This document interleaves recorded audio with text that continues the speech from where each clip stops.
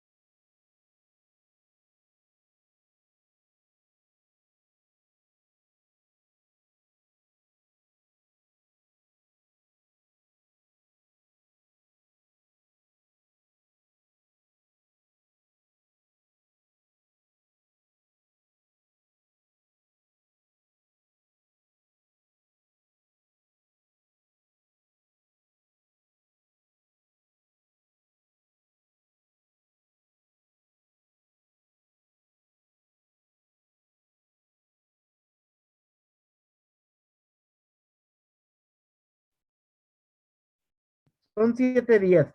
Todavía no están todos, están flojeando bastante. Yo no sé, no tendríamos que llamarles la atención, pero se supone que les habíamos dado la hora de 6 a 7 y ya están tomando más minutos. No me parece que sea correcto. Traten de disciplinarse para la hora de entrada, ¿no? Con los que estamos ahorita nos faltan 3. Empezamos, ¿de acuerdo? Empezamos, vamos a empezar un clima muy frío, está nublado, en breve se ve que va a caer la lluvia, por lo menos acá. Estamos en la parte oriente de la ciudad, entiendo. Todo está nublado y denso, va a llover en breve. Este, entonces está frío, ¿eh? El clima está húmedo y frío ahorita en este momento. Pero bueno, con un té caliente a un lado, con unos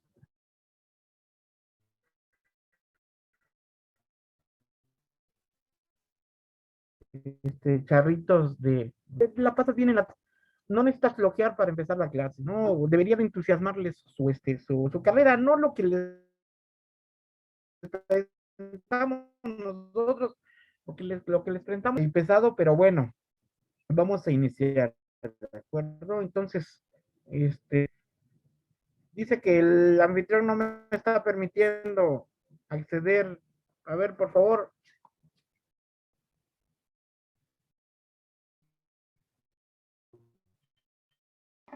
Doctor, ya debe de tener permiso. ¿Puede intentar nuevamente, por favor? Ah, eh,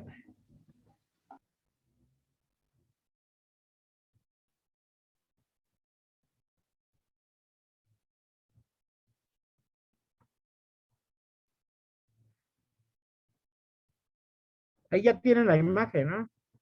Sí, doctor. Ok, correcto.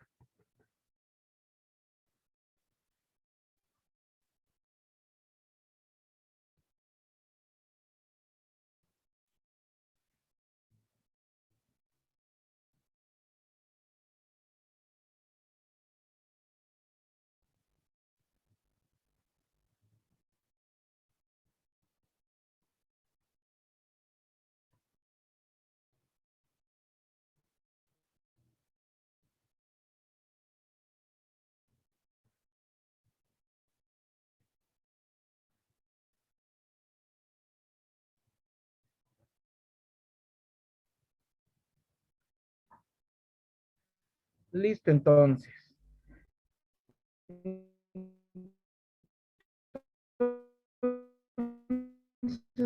Ahora, hoy empezamos a hablar no tiene la imagen ahí en pequeño, pero se ve bien, ¿verdad? Sí, Sí. doctor, lo Sí, vemos bien. doctor. Ok, correcto. Entonces, otra vez, antes de empezar, va el regaño, te debe de apasionar tu carrera. Si no te apasiona tu carrera, entonces como que la flojera empieza a dominarte. A lo mejor no es cansancio, sino se te hace tedioso y denso. Entonces, eso no es bueno para ti.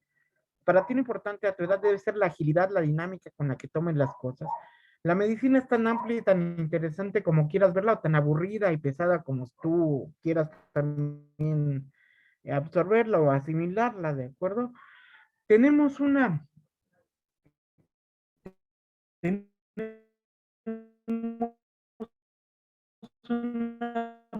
profesión amplia y variada, si estudias reumatología, oye, chala, verán lo amplio que es estudiar lupus, estudiar artritis reumatoide, estudiar las vasculitis, ¿de acuerdo? Que son patologías que padece una gran cantidad de población, y que son patologías harto desgastantes y de un sufrimiento muy especial para quien las padece. Ajá.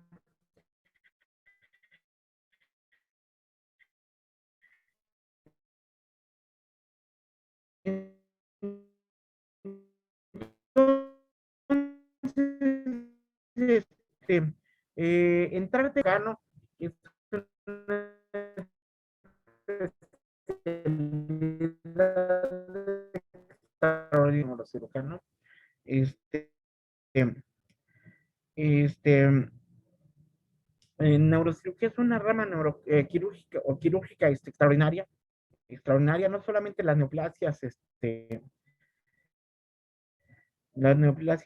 cerebrales, también las patologías de los vasos, los aneurismas, las malformaciones congénitas, ajá, y patologías que implican tratamiento invasivo permanente de Parkinson con dispositivos liberadores de dopamina locales. Son una cantidad extraordinaria, pero tienen áreas, imagínate tú adentrándote en la residencia de genética, ¿no? Por especialidad en genética, entonces, imagínate haciendo labores de intervenciones en la situación de las enfermedades que tienen un componente hereditario importante, inclusive la mayoría de las neoplasias, ¿no? Entonces, la medicina es tan amplia e interesante como tú quieras. Si tú piensas que dermatología son solo granitos, estás bien equivocado. Las dermatología son las manifestaciones dermatológicas de las enfermedades infecciosas, colágeno, las manifestaciones dermatológicas de las vasculitis, las neoplasias dérmicas, que no solamente es melanoma, porque casi siempre que decimos neoplasias dérmicas, todo el mundo piensa en melanoma, ¿no? Los carcinomas vasocelulares, hay adenocarcinomas especiales de la piel que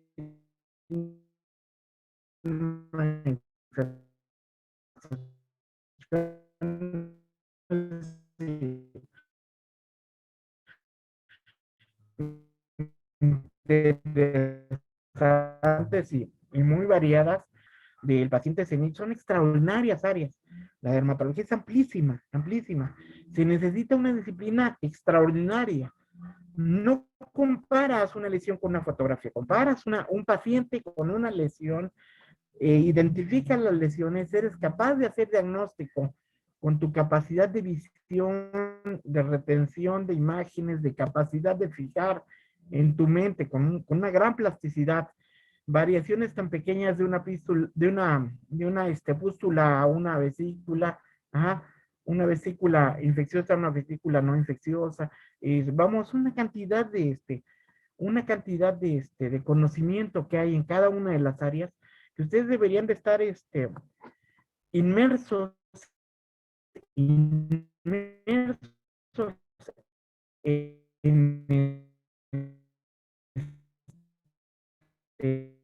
en tener cada vez más conocimiento, oportunidad y ser el área de la medicina que más les guste. Yo jamás he pensado que alguno de ustedes pueda ser especialista en enfermedades respiratorias. La verdad es que se necesita estar un poco tocado del cerebro para ser enfermedades respiratorias. No es complicado. La verdad es que yo les contacto con los médicos cirujanos, podrían tener actividad algunos de ustedes. Si a alguno de ustedes le interesa la cardiología y quiere aprender más, bueno, tenemos 5 cardiólogos en el hospital y los 5 son buenos amigos míos. Ajá. No habría ningún problema en que ya sea en este periodo en el que tenemos nosotros eh, eh, periodo de tiempo por cardiología con enfoque cardiográfico, con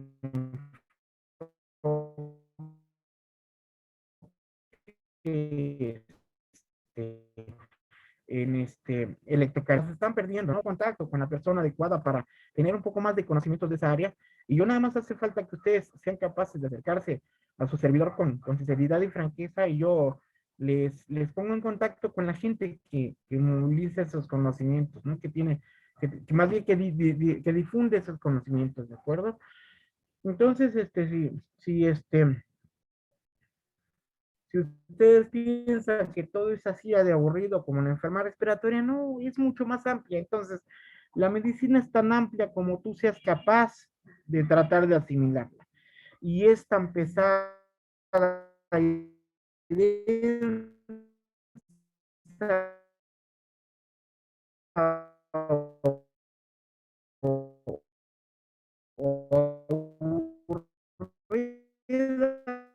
como tú la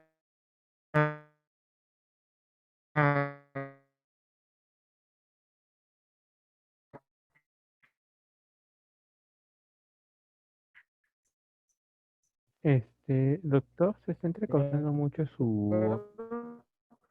sí es Se está monótono, trabando, ¿no? sí.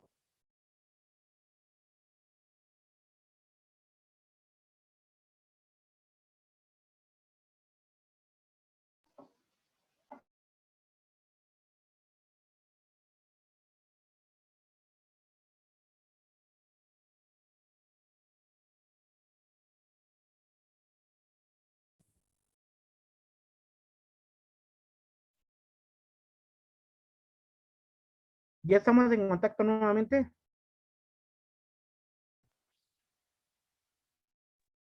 Sí, Sí, doctor. doctor.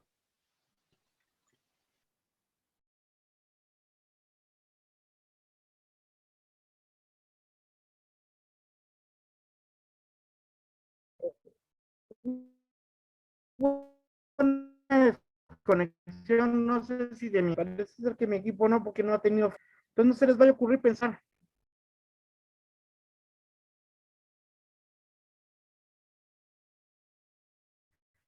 No se les vaya a ocurrir pensar que taponamiento cardíaco únicamente se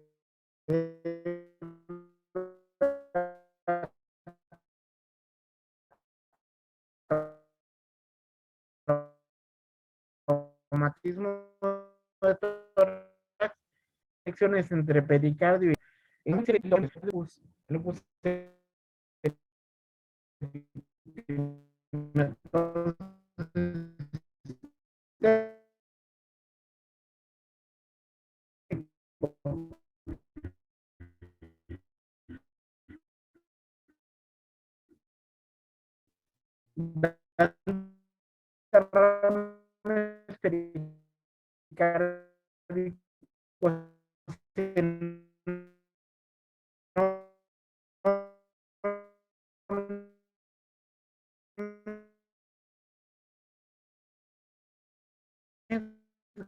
grandes y dan taponamiento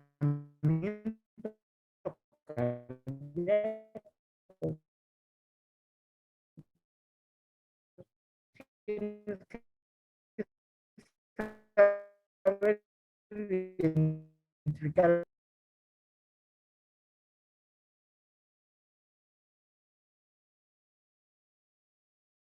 ¿Lo sacó o soy yo? Me imagino que lo sacó de la reunión. No, aquí sigue el doc, pero yo creo que su ancho de banda no le alcanza para mantener la pantalla. A ver, ahorita que nos diga. No sé si sea otra cosa. Vamos a ver, ya acabo de conectar otra banda. Vamos a ver si ya no hay interferencia, ¿de acuerdo? Sí, Claro, doctor. doctor. Entonces hablamos de colección de sangre de importancia en el pericardio por arriba de 300 mililitros, ¿de acuerdo? Por arriba de 300 mililitros de sangre en el pericardio, entonces, ya generan alteraciones, patológicas, ¿de acuerdo? Si tienes 250 o menos mililitros, el corazón sigue funcionando sin mayor problema, pero si tienes más de 300 mililitros, tu corazón empieza a resentir el hecho de que te restringe ese líquido la movilidad del corazón, ¿de acuerdo? Otra vez, no vayan a olvidar que no solamente existe taponamiento cardíaco por derrame hemático en el pericardio, como en los traumatismos, sino también hay derrames pericárdicos asociados a otras patologías y no olviden a la tuberculosis, ¿no?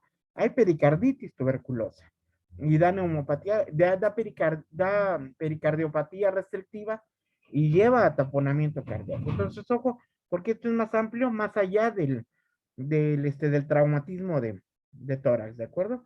Entonces,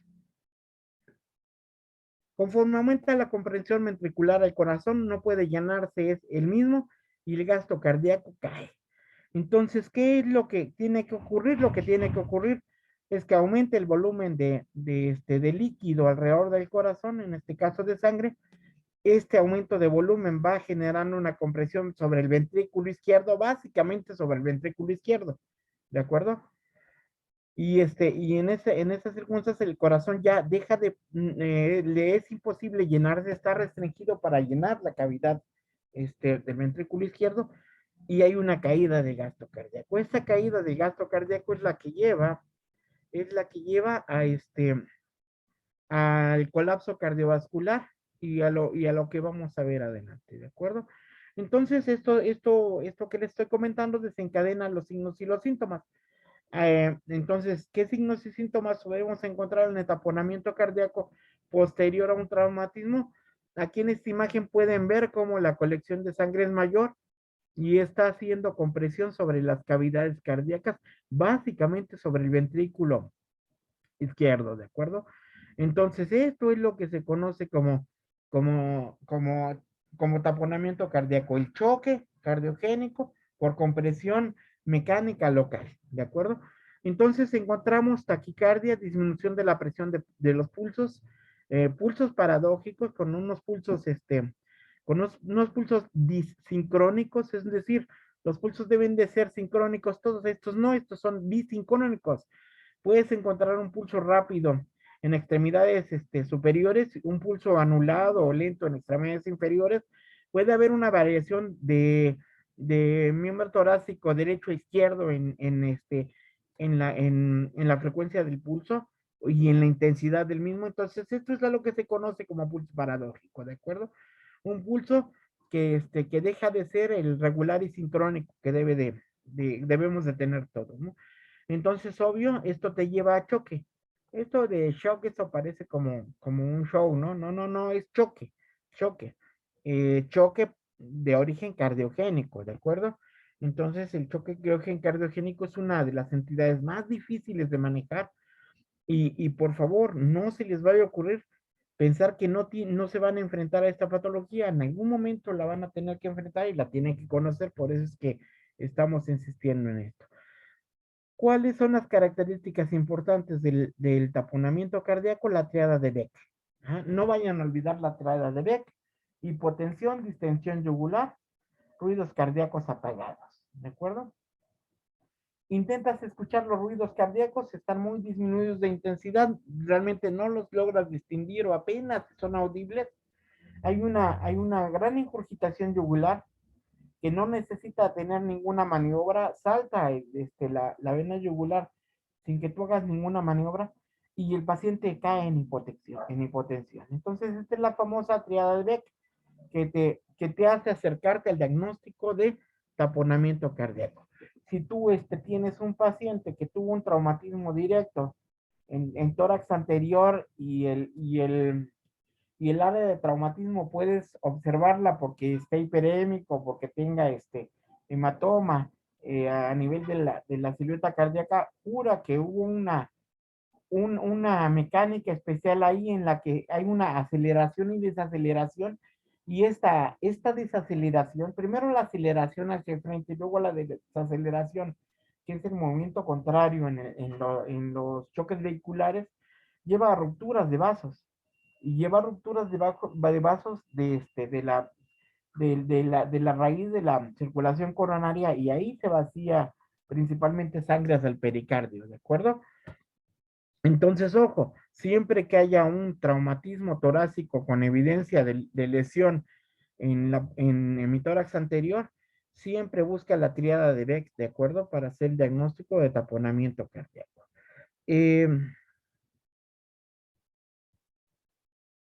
Otra vez, el manejo prehospitalario tiene que ver con que seas capaz de asegurar la vía aérea. Y no se te vaya a olvidar que asegurar la vía aérea quiere decir mantener la lengua lejos del istmo de las fauces, porque la lengua en situaciones de choque, la lengua pierde tono y va a caer hacia la parte posterior de la boca, llega al istmo de las fauces y tapona la laringe. Solo la lengua, ¿eh? Entonces, solo la lengua obstruye la ventilación. ¿Qué tienes que hacer? Lo mínimo que tienes que tener para manejar la vía aérea es una cánula de Guedel, ¿de acuerdo? Por supuesto que tu collarín va acompañado siempre de una cánula de Guedel que mantiene la lengua en posición anterior y permite la permeabilidad de la faringe, de la faringolaringe, y obviamente evita las obstrucciones de la vía respiratoria alta, ¿de acuerdo? Te estoy comentando el manejo intrahospitalario. El transporte rápido hacia un hospital es muy importante. Recuerda que tu paciente está en choque, tu paciente está en choque. En las series y películas ustedes pueden ver que en el sitio de la lesión algunas gentes intentan hacer punción pericárdica. No es tan sencillo, es harto frecuente las complicaciones de lesión miocárdica y fallecimiento del paciente. Entonces, lo que se hace en las películas no siempre es lo que está indicado, ¿no? Lo más importante entonces es que tú transportes rápidamente al paciente a un hospital, básicamente donde haya cirujano cardiovascular, ajá, o donde haya cirujano de tórax, porque ellos ya saben cómo tratar el taponamiento cardíaco. La punción de pericardiocentesis no es tan sencilla. La punción evocadora tiene que ver con que tengas una guía visual, una guía electrocardiográfica y una guía de imagen dinámica. Entonces, la punción de pericardiocentesis requiere manejo intrahospitalario, ¿no? Intrahospitalario y tener destrezas especiales. El hecho de que en una serie o en una peli tú veas que alguien, no, pues ya agarró el tubito y se lo metió ahí, ya lo drenó. No, no es tan sencillo. No es tan sencillo. Con harta frecuencia el líquido no está distribuido tan homogéneamente en en el pericardio como el hemotórax en la espacio pleural, y con mucha frecuencia se lesiona el miocardio y eso lleva a la muerte más rápidamente al paciente, ¿no? Por eso el drenaje por pericardiocentesis es un procedimiento que definitivamente debe de ser intrahospitalario, ¿de acuerdo? Tu obligación es transportarlo más rápidamente al paciente y tienes entre 15 y 30 minutos para transportarlo al hospital más cercano. Por eso es que las áreas apartadas implican que tú le informes al familiar que vas a intentar trasladarlo, pero muy probablemente no va a llegar con vida, ¿no? Para que no se sorprenda si hay una situación complicada en el traslado, porque es muy frecuente que encuentres la triada de Beck, que tengas entre 15 y 30 minutos para trasladarlo a un hospital no le puedan atender, ¿de acuerdo? No vayas a tratar de tomar tú este, decisiones terapéuticas en el área del traumatismo, a menos de que tengas el adiestramiento, la certificación y los permisos adecuados para hacerlo, ¿eh? Es muy importante, antes que nada, no hacer daño, ¿de acuerdo? Hay que asegurar una infusión intravenosa en la ruta. Asegurar la infusión intravenosa quiere decir, yo lo canalizo, yo tengo las soluciones adecuadas, básicamente cristaloides, coloides o alguna expansión del plasma, y el objetivo, ya sabes, es mantener una presión arterial media entre 90 y 100 milímetros de mercurio durante tu ruta de traslado del paciente, ¿de acuerdo? Si se te cae la presión, el paciente con mucha frecuencia no alcanza a llegar al hospital, ¿no? Notificar del control médico que estás haciendo es básico, porque la notificación de control médico tiene que ver con un reporte que tú haces desde que tú localizaste al paciente, te lo llevaron, hiciste el diagnóstico y lo trasladaste hasta que llega al hospital, y ya pasa a ser responsabilidad del hospital la atención del paciente. Mientras tanto, si tú eres el responsable del traslado, tú eres el responsable de la situación clínica del paciente hasta el momento en que tú lo entregas a un hospital, ya en un área de urgencias. ¿Está correcto? ¿Hasta aquí estamos claros? Sí, Sí, doctor. doctor. bien. Ok. A veces pareciera que lo que les comentamos es algo así como muy dramático, como muy rudo. No, la realidad a veces es mucho peor, ¿no? Imaginen ustedes la situación de nuestra, nuestro amontonamiento aquí en la Ciudad de México. A estas alturas, se les acaba de olvidar que la pandemia no ha terminado, ya todo mundo está aglomerado en todos lados en esta gran Ciudad de México.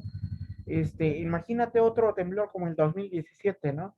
Bueno, pues por ahí van a caerse edificios, por ahí va a haber lesiones de este tipo, por aplastamiento, por otra, y tú tienes que estar pendiente de que estás en ese momento, y en ese momento tienes que intervenir, ¿no? Si no intervienes, si eres profesional de la salud, entonces no tienes que ver nada con la profesión. Debes de saber que tienes una responsabilidad profesional para con los momentos de urgencia en los que, independientemente de que te dediques a atender las patologías oculares o de otro tipo, tienes que tener adiestramientos para responsabilidades para con la salud comunitaria, ¿de acuerdo? A nosotros en a nosotros en las especialidades que hemos realizado siempre te exigen tener estudios de apoyo cardiovascular básico, de acuerdo a ATS, ajá, y ACLS. Los tienes que desarrollar porque tienes que tener las habilidades para atender cualquier tipo de urgencia en el caso de en que la salud de la comunidad esté en riesgo, ¿de acuerdo? La salud de tu comunidad, de tu población, de tu comunidad, porque existen muchos elementos que pueden llevar a riesgo de seguridad de una comunidad completa, inundaciones, temblores, huracanes, una serie de situaciones en las que tú debes de saber que tienes la obligación moral de participar conociendo qué es lo que se tiene que hacer, ¿no? Definitivamente, identificando lesiones, transportando adecuadamente, haciendo una serie de situaciones que a veces no nos está dado a nosotros, pero que sí tenemos que conocer para ponerlos en manos de quien corresponda para que se resuelvan las situaciones más graves, ¿de acuerdo? Entonces, ojo, porque este tipo de lesiones son de las que ponen rápidamente en peligro la vida del paciente, así como la siguiente que vamos a ver. Entonces, nosotros también, a veces en el trauma, de tórax nos enfrentamos a traumatismos tan severos, a lesiones por aceleración y desaceleración tan verdaderamente complicadas como el hecho de ir a 140 kilómetros por hora y encontrarte con una pared o con un tráiler, ajá, y de repente salir despedido por un parabrisas con ruptura del cinturón de seguridad, con o sin cinturón de seguridad, este, y hay lesiones como esta que te voy a comentar ahorita, ¿no? La ruptura aórtica traumática. Este desgarre es causa de desaceleración anterior del corazón y del arco aórtico, produciendo sección a nivel del ligamento arterioso.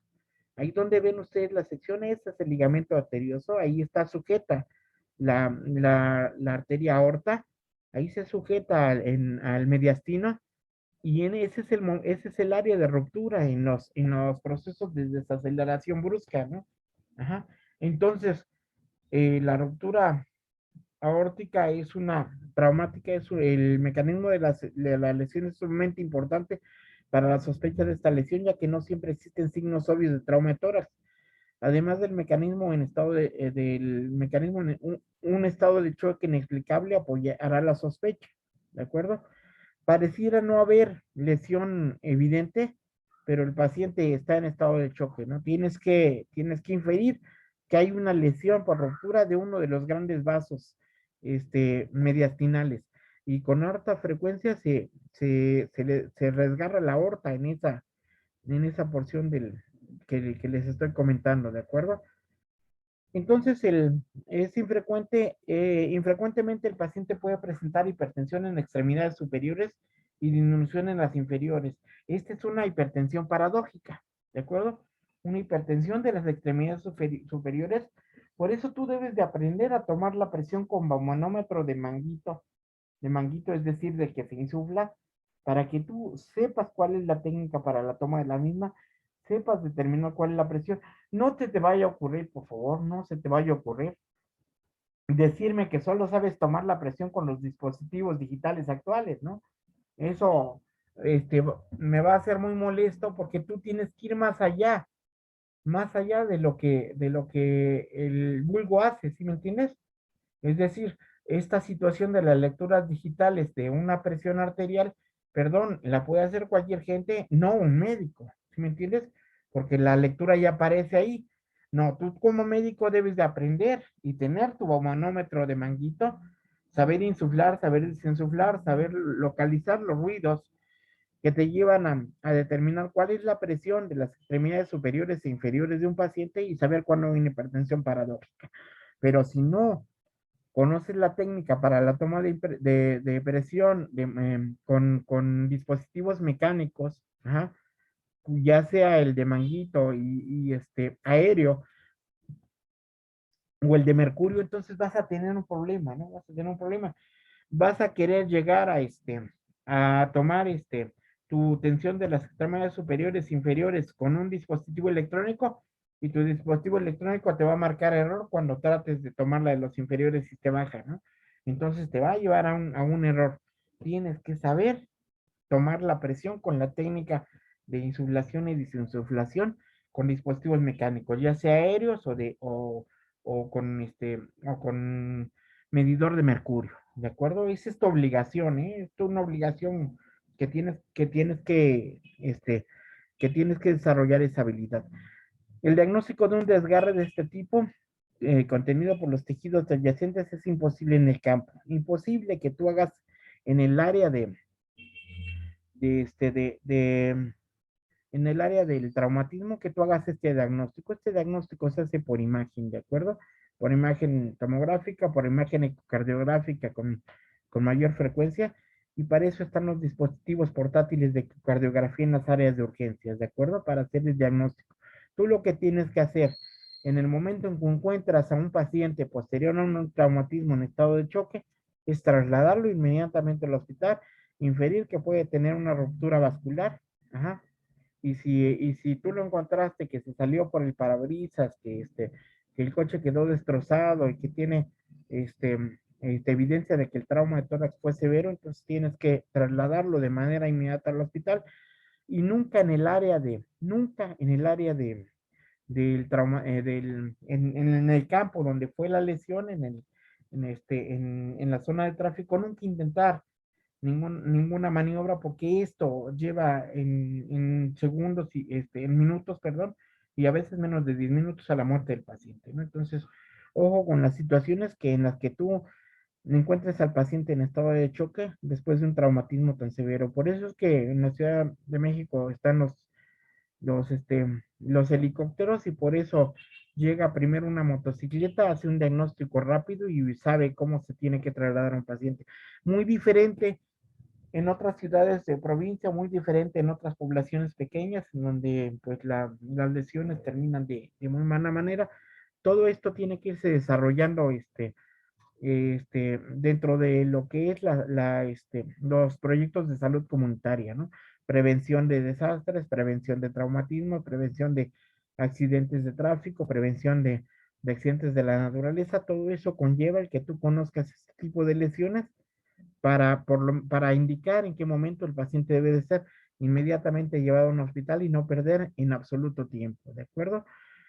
Un manejo del paciente con desgarro aórtico potencial, es decir, tú debes de suponer que tiene desgarro aórtico, no vas a hacer el diagnóstico, solamente es presuntivo.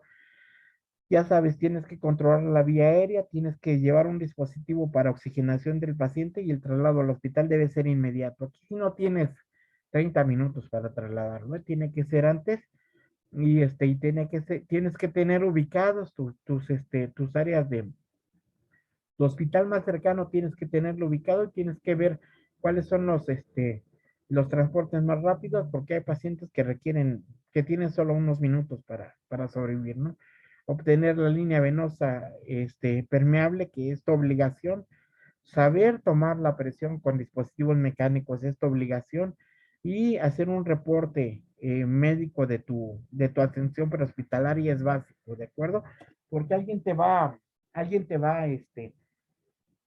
incluir en un caso médico legal, ¿eh? En un caso médico legal, pues falleció el paciente, ¿quién lo atendió? ¿Qué hizo? Bueno, pues lo que hizo fue, eh, este, hacer un diagnóstico situacional en el sitio y realizar el traslado lo más ampliamente posible al hospital, porque no hay forma de hacer otra cosa en esas situaciones.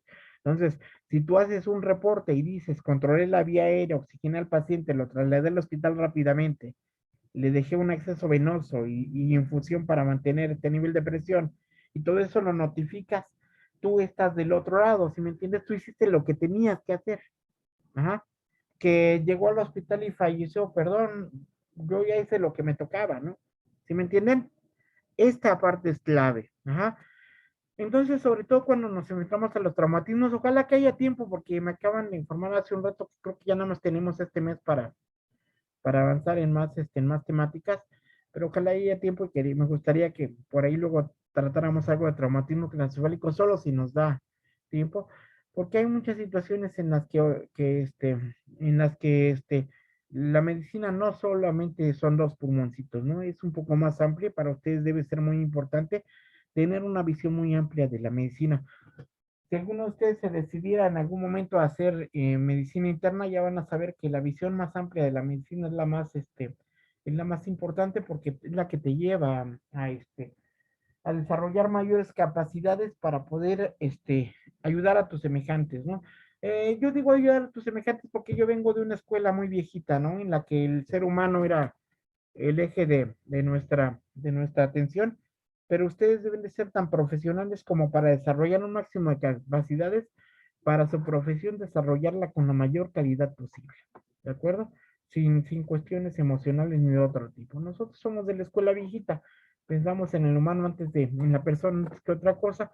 Ustedes piensen en desarrollar todo de acuerdo a los protocolos como los que les acabo de mencionar. Lo que acaban de conocer ustedes de las dos sesiones pasadas y ahora son los protocolos de atención en el paciente con traumatismo de tórax, son los protocolos que hay que llevar. Ajá. Y por supuesto son los que te corresponden en la atención prehospitalaria. Otra cosa es la atención hospitalaria, porque esa es otra historia muy diferente. Ajá. El urgenciólogo debe de saber qué hacer en cada momento, ya debe saber si es cirujano cardiovascular que debe intervenir, traumatólogo, cirujano de tórax o el neurocirujano, en fin, ¿de acuerdo? Pero ustedes en el manejo prehospitalario, estos son los protocolos que ustedes deben de conocer en relación a trauma torácico. ¿Hasta aquí tienen alguna pregunta? Porque con esto concluimos. Yo, doctor. Bien. Ah, en este caso, por ejemplo, del taponamiento cardíaco que se genere esta compresión, o sea, lo puede producir igual esta compresión una neoplasia. Pero bueno, yo había leído un poco que muchas de esas veces no, los pacientes no van a ser asintomáticos a un inicio porque no se va a producir como esta acumulación de sangre mayor a los 300 centímetros cúbicos. Entonces, por ejemplo, a estos pacientes con neoplasias que se les da continuo seguimiento, como van progresando, que se hacen estos estudios, a lo mejor para evaluación cardíaca, se podría como hacer como una periocardioccentesis como Programada. preventiva. Sí, programada. Sí, Mm. lo que ocurre es que cuando tienes fíjate que lo que yo te estoy platicando ahora en estos protocolos de tratamiento de trauma de tórax es medicina de urgencias. Es lesión aguda, lesión aguda. Esto que tú me estamos comentando ciertamente ocurre, pero ahí tenemos un proceso crónico, un proceso que da tiempo de hacer evaluación, ¿sí me entiendes? Te da tiempo de dar seguimiento. ¿Qué es lo que tú debes de hacer? Lo que tú debes de hacer es saber interpretar imágenes, por supuesto. La placa de tórax que te da un corazón en garrafa grande, este, con conocimiento de una placa previa en donde la silueta cardíaca hace 2 meses era de menor tamaño, pues te llevo a inferir que a lo mejor el crecimiento es por derrame pericárdico, ¿no? Y si el derrame pericárdico se debe a una obstrucción linfática por alguna neoplasia, alguna cosa así, entonces te da tiempo de programar tanto un ecocardiograma, una evaluación del tamaño de la colección líquida, también te permite ubicar dónde se encuentra esa colección líquida, cuál es el sitio mejor para hacer la función de pericardiocentesis, o bien programar una ventana pericárdica con un cirujano de tórax, ¿no? El cirujano cardiovascular de tórax realiza una ventana pericárdica, se drena el líquido, se sella la ventana y se acabó el problema, ¿no? A veces se dejan válvulas de derivación, en ocasiones se sellan y ya no se vuelven a formar, pero siempre la lesión crónica tiene otra vertiente. ¿Ah? La lesión crónica te da oportunidad de que tú establezcas el diagnóstico y programes los protocolos para la atención y la resolución de los mismos. Lo que yo les he estado comentando hasta ahora es lesión aguda. La lesión aguda es particularmente complicada porque lo que ocurre es que eh, no tienes suficiente tiempo para pensar las cosas. De ahí lo que yo les estaba comentando hace un rato, ¿no? Yo les estaba comentando hace un rato que es muy importante que seamos capaces de desarrollar habilidad de pensamiento rápido y de actuación rápida, ¿de acuerdo? No sé si yo lo han notado, pero cuando tengo carga de trabajo, a veces desarrollo evaluaciones de 5 a 10 minutos, tengo que plantear una solución a ese problema, planteo la solución, pasan 2 o 3 minutos, tú ya se resolviste esto, pero además ya estás pensando en lo siguiente, como en los casos en los que me ha tocado intervenir en los días recientes, ¿no? Como tengo un mar de trabajo en consulta acumulado, mañana, por ejemplo, tengo una gran cantidad de consulta acumulada, me van a encontrar, voy a salir por ustedes, por los que vayan el día de mañana, y vamos a estar un rato en la consulta porque tengo la consulta acumulada, entonces hay una serie de problemática crónica que hay que ir resolviendo, ajá, y a veces ese cúmulo de trabajo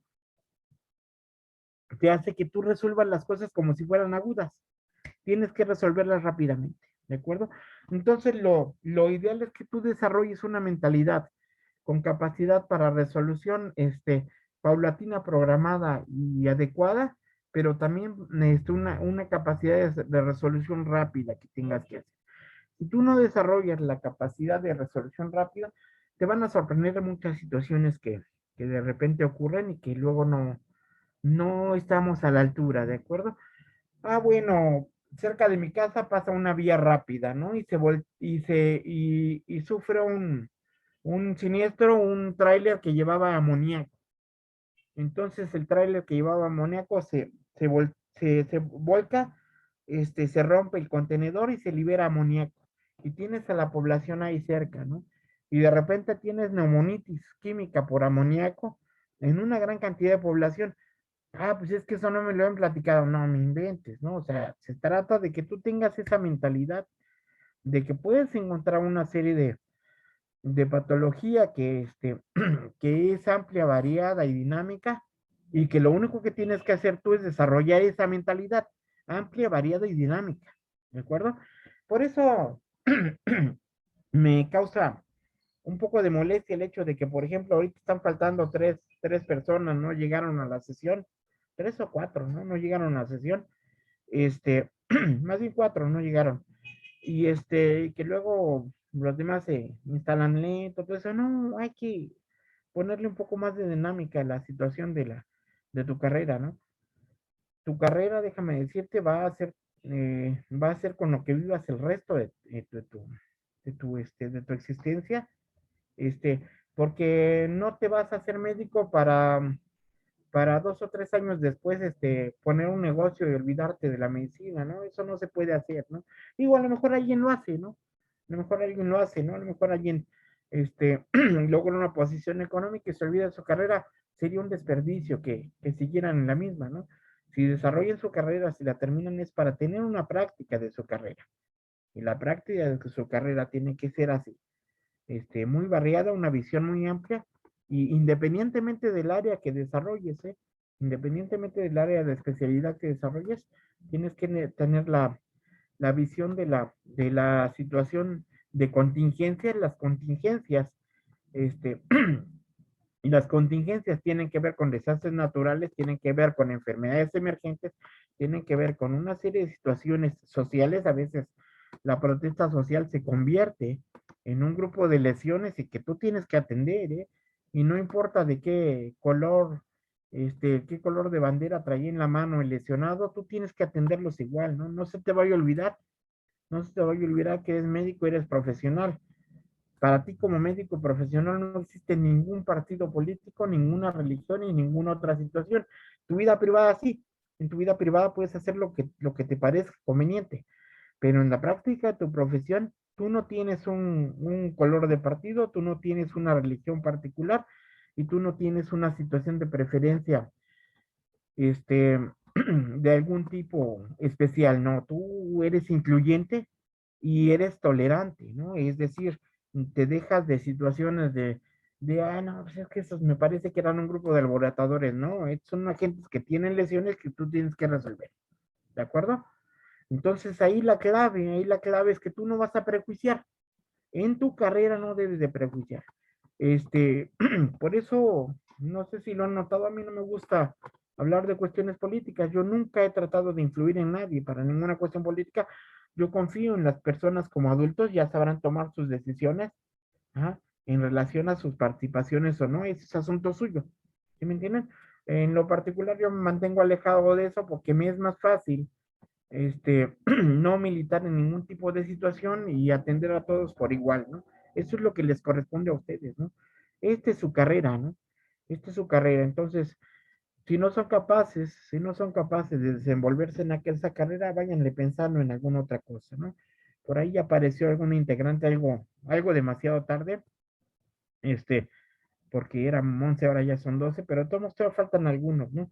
Entonces, yo les sugeriría un poquito más de, de disciplina para con esto. Nos veríamos, si no tienen alguna otra pregunta. Perdón, ¿hay alguna otra pregunta? Yo, doctor, en cuanto a lo que nos dijo de la toma de presión, la presión paradójica Ajá. para miembros superiores e inferiores, en miembros inferiores, ¿cuánto nos daría o cuál sería, cómo sería la relación para determinar qué sería paradójica?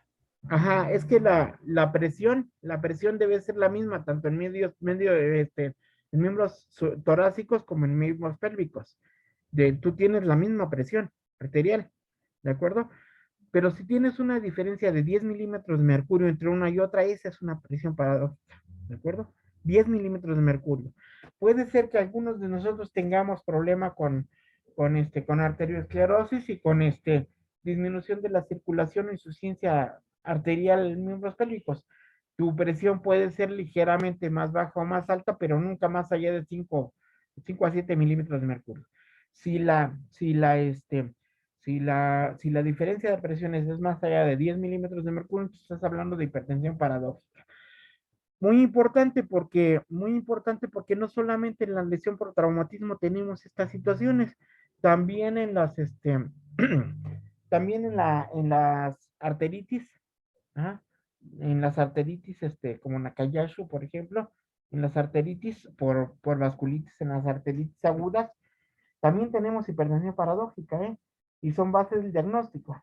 Entonces, ojo, tú tienes que ir conociendo todo eso. Tú vas a decir, pero es que usted tiene mucho más años en la medicina. Pues es que es precisamente lo que yo les estoy tratando de transmitir. ¿De acuerdo?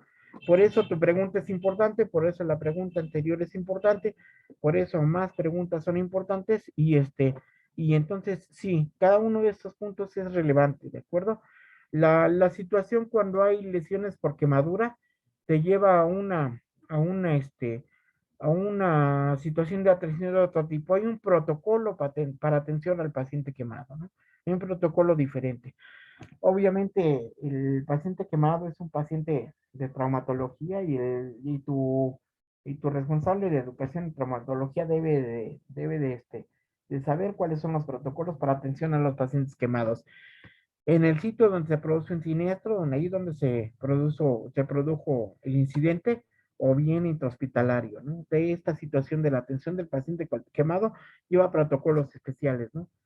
¿No? Obviamente los grados de quemadura, los grados de la lesión, los grados de afectación corporal, todo eso lleva protocolos muy distintos, ¿de acuerdo? Pero aquí te hablé únicamente de trauma de tórax. ¿Por qué lo separé? Pues porque es un elemento aparte, es un elemento aparte. Otra cosa es el trauma abdominal, ¿no? El trauma abdominal, ya saben, ¿no? Tiene otras vertientes, tiene otras lesiones, tiene otras situaciones que tienes que considerar y por supuesto tiene otra atención también prehospitalaria e intrahospitalaria, ¿no? ¿Alguna otra pregunta?